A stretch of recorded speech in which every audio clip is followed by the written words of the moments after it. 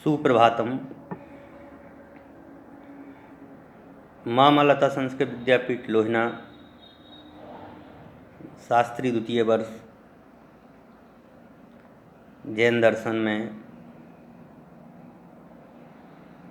आज हम पदार्थों को जानने की व्यवस्था के नियम के संबंध में चर्चा करेंगे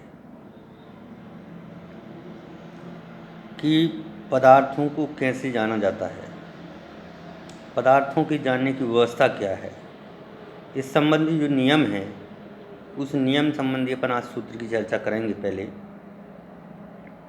सो आवरण क्षयोपशम लक्षण योग्यतया ही प्रतिनियतमर्थम व्यवस्थापयति।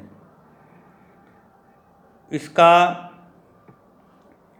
अन्वयार्थ अपन देखते हैं कि 100 आवरण यानी अपने आवरण, क्षयोपशम लक्षण,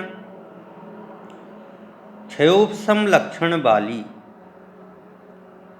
योग्यता यानी योग्यता से ही मतलब में ही प्रतिनियत अमर्थम, प्रतिनियत अमर्थम यानी प्रतिनियत पदार्थों को जानने की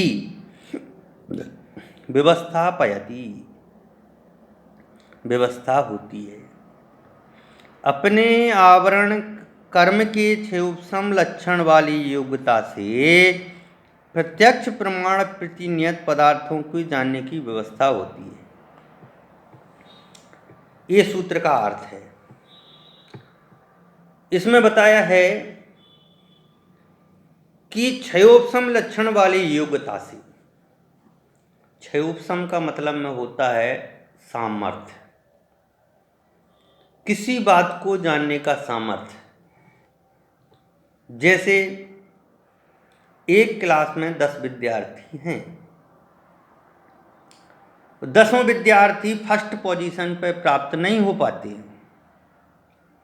कोई सेकंड आता है, कोई थर्ड भी आता है और किसी का नंबर भी नहीं लगता है। आप कहेंगे कि गुरुजी तो एक थे पढ़ाने वाले, फिर तीनों में अंतर कैसे है? तो अंतर यही है कि उनमें उनके अनुसार, अपने कर्म के प्रभाव के अनुसार उनका ज्ञान, उनका क्षयोपशम उस रूप है। किसी के ज्ञान का क्षयोपशम तेज है तो किसी के ज्ञान का क्षयोपशम कम है।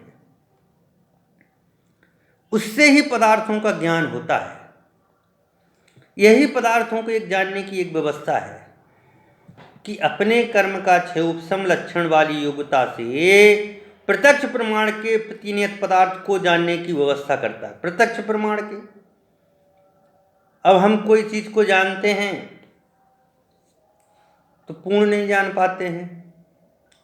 ज्ञानी व्यक्ति होते हैं, वह किसी किताब को उसका नाम देख करके बता देते हैं कि इसमें क्या क्या विषय होगा। कोई ऐसे होते हैं जो अनुक्रमणिका देख करके बता देते हैं क्या क्या विषय होगा। कोई ऐसे भी व्यक्ति होते हैं जो पूरी किताब को पढ़ने के बाद बता पाते हैं इसमें क्या क्या है, और कई व्यक्ति ऐसे भी होते हैं कि पूरी किताब पढ़ लेने के बाद भी नहीं बता पाते कि इसमें क्या क्या है। तो ये जो प्रत्यक्ष प्रमाण प्रतिनियत पदार्थ के जानने की जो व्यवस्था है, वही पदार्थ को जानने का नियम है। यहां पर आया है 100 आवरण। कि अपने ज्ञान को रोकने वाले आवरणों को बोलते हैं 100 आवरण। हम किसी चीज को जानना चाहते हैं फिर भी जान नहीं पाते, वस्तु समझ में नहीं आती, और किसी किसी को हम जल्दी जान जाते हैं। तो वही है, हमारे ज्ञान पर जो आवरण है वह आवरण कितना है। क्षय और उपशम, क्षयोपशम।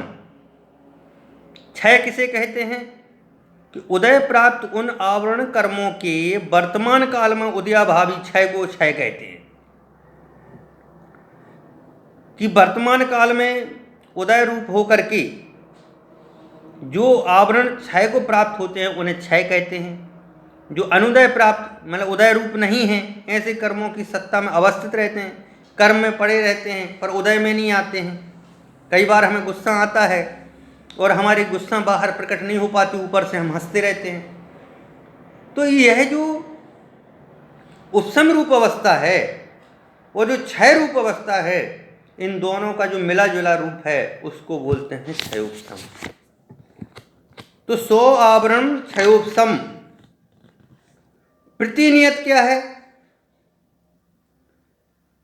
इस ज्ञान का या पदार्थ ही विषय है, अन्य नहीं, ऐसी व्यवस्था को प्रतिनियत व्यवस्था कहते हैं। इसकी आगे की चर्चा अपन कल समय पर क्लास अनुसार करें। धन्यवाद।